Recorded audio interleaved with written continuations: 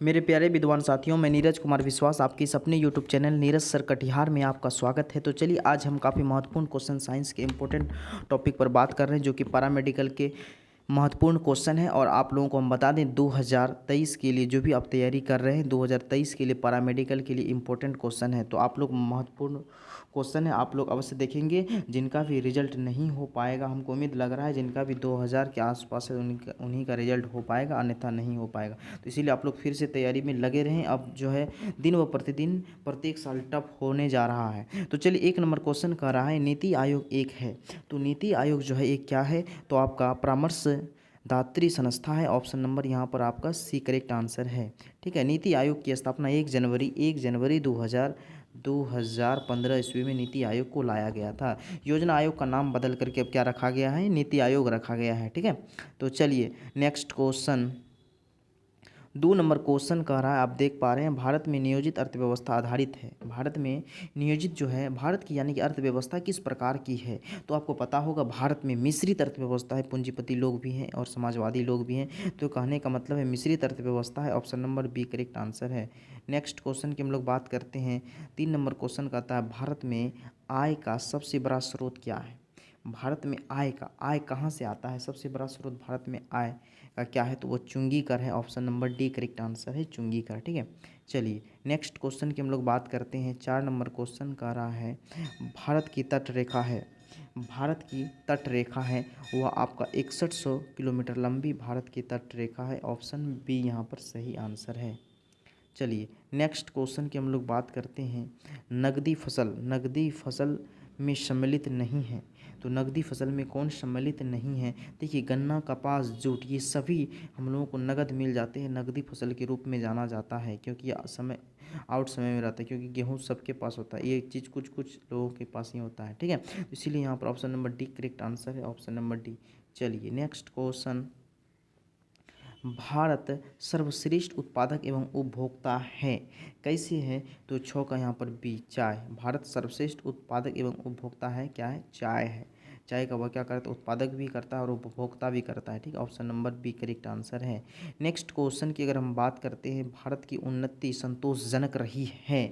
भारत की जो उन्नति है कैसे रही है, संतोषजनक रही है। कारण क्या है, कुल राष्ट्रीय उत्पादन में बढ़ोतरी के संबंध में। Option number A correct answer है, कुल राष्ट्रीय आय के बढ़ोतरी के संबंध में। ठीक है, 8 नंबर क्वेश्चन का रहा है, भारत का कौन सा उद्योग सबसे पूरी तरह से प्रभावित हो गई है, ख़त्म होने के कगार पर है। आपका जो है जूट तथा रुई उद्योग। Option number C correct answer है, जूट और रुई उद्योग ये है कंप्लीट रूप से समाप्त होने जा रही है। चलिए नेक्स्ट क्वेश्चन की बात करते हैं। 9 नंबर क्वेश्चन का रहा है, अपने किस कार्य कमेटी में कांग्रेस ने भू स्वामित्व को समाप्त करने की नीति अपनाई थी। तो 9 का option number A correct answer है। यहाँ पर क्या हो जाएगा, option number A is the correct answer है, कार्यकारिणी कमेटी 1937 ईस्वी में। Option number A. ठीक है, चलिए नेक्स्ट क्वेश्चन कहता है, छोटा नागपुर जनजाति विद्रोह कब हुआ था। तो छोटा नागपुर जनजाति विद्रोह जो हुआ था वह 1820 ईस्वी में हुआ था। ठीक है, option B. Next 11 number question कह रहा है, गांधी जी का चंपारण सत्याग्रह किससे जुड़ा था। तो गांधी जी का जो चंपारण सत्याग्रह है वह तीनकठिया प्रथा से जुड़ा है। Option number B correct answer है, तीनकठिया प्रथा। Option number B correct answer है, क्या, तीनकठिया प्रथा। ठीक है, चलिए नेक्स्ट क्वेश्चन की हम लोग बात करते हैं, उल गुलान विद्रोह किससे जुड़ा हुआ है।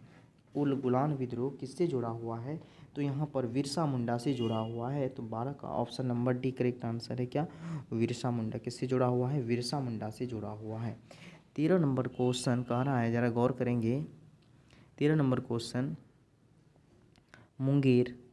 मुंगेर का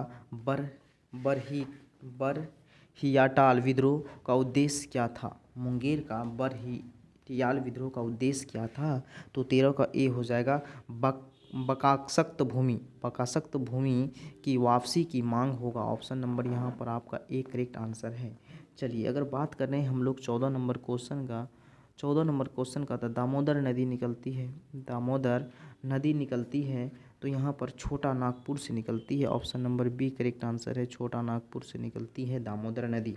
ठीक है, छोटा नागपुर से। नेक्स्ट क्वेश्चन की अगर हम बात करते हैं 15 नंबर क्वेश्चन, पूर्वी पूर्वी समुद्रों की स्वामिनी का नाम क्या है? पूर्वी समुद्रों की स्वामिनी किसे कहते हैं? तो भारत को कहा जाता है। किसे कहते हैं? भारत को पूर्वी समुद्रों की स्वामिनी के नाम से जाना जाता है। नेक्स्ट क्वेश्चन की अगर हम बात करते हैं, ज़रा गौर कीजिएगा। 16 कहता है भारतीय संविधान को अपनाया गया था। भारतीय संविधान को कब अपनाया गया था? किसके द्वारा अपनाया गया था? तो संवैधानिक सभा के द्वारा अपनाया गया था। ठीक है, संवैधानिक सभा के द्वारा अपनाया गया था। और भारतीय संविधान कब लागू हुआ था? 26 जनवरी 1950 ईस्वी को संविधान तैयार हुआ था। 26 नवंबर 1949 ईस्वी को संविधान बन करके क्या हुआ था? हम लोगों का तैयार हुआ था। ठीक है, चलिए नेक्स्ट क्वेश्चन की हम लोग बात करते हैं। 17 नंबर क्वेश्चन कह रहा है भारत में लौकिक सार्वभौमिकता है क्योंकि संविधान की प्रस्तावना आरंभ होती है। प्रस्तावना जो आरंभ होती है वह हम भारत के लोग, भारत को संपन्नवादी इससे संपन्न होती है। ये प्रस्तावना ही आपका पूरा संविधान को बतलाता है। ठीक है, इसीलिए ये आप लोग रट लेंगे। हम भारत के लोग शब्द से शुरू होती है प्रस्तावना। ठीक है, स्कूल में भी आप लोग पढ़ते होंगे। चलिए 18 नंबर क्वेश्चन कहता है कोई वित्तीय बिल प्रस्तावित हो सकता है। कोई वित्तीय बिल प्रस्तावित हो सकता है कहाँ पर? वित्त मतलब पैसा। पैसा कहाँ पर है? ये पैसा किसका है? जनता का है। जनता कहाँ बैठी हुई है? तो ये जनता जो बैठी हुई है आपका लोकसभा में बैठी हुई है। इसीलिए option number B correct answer है, लोकसभा।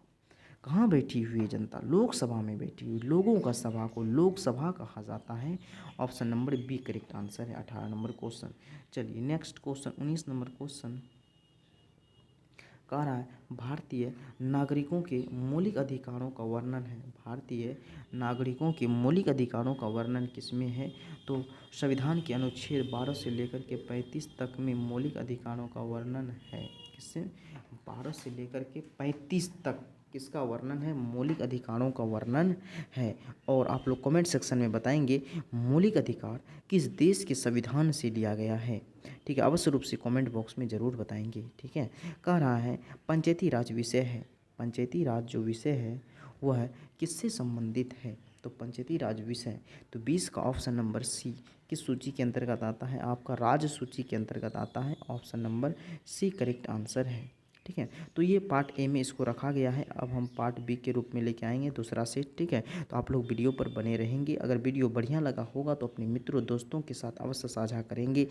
और से रेगुलर आप लोगों का क्लास चलेगा। आप लोग को अगर बोलिएगा सर जो भी सब्जेक्ट बोलिएगा, जो भी टॉपिक बोलिएगा, हम अवश्य रूप से करवा देंगे। जिनका भी कम रैंक है 2000 से अगर अधिक रैंक आया है तो उसको 100% ये मैं गारंटी के साथ बोल रहा हूँ, उसको कोई भी कॉलेज नहीं मिल पाएगा।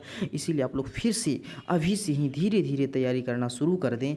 ठीक है, ताकि एक समय में आपका तैयारी बहुत बढ़िया हो जाएगा, जिसमें कि आपका 500 100 के अंदर रैंक आएगा। अभी से ही तैयारी करने के लिए आप लोग भिड़ जाइएगा। ठीक है, समझ गए बात को। और टॉपिक बाय टॉपिक पढ़ने का प्रयास कीजिए। और जो है कि कुछ जीके हैं, जो कि जीके आपको ऐसे ही क्वेश्चन बाय क्वेश्चन पढ़िएगा तो दिमाग में आ जाएगा। लेकिन जैसे साइंस हो गया, मैथ हो गया, ये इंग्लिश हो गया, ये सब टॉपिक बाय टॉपिक आप लोग अभी से ही पढ़ने के लिए तैयार हो जाइए और पढ़ाई कीजिए, तभी आप अच्छा स्कोरिंग कर सकते हैं। अन्यथा केवल क्वेश्चन पढ़ लेना साइंस का तो आपको कुछ भी समझ में नहीं आएगा। अगर आपको कॉन्सेप्ट पता है, अगर आपको पूरा थ्योरी पता है, तो आप खुद ब खुद कुछ दिमाग लगा करके क्वेश्चन बना सकते हैं, स्टैंडर्ड कर सकते हैं। समझ गए बातों को? चलिए धन्यवाद।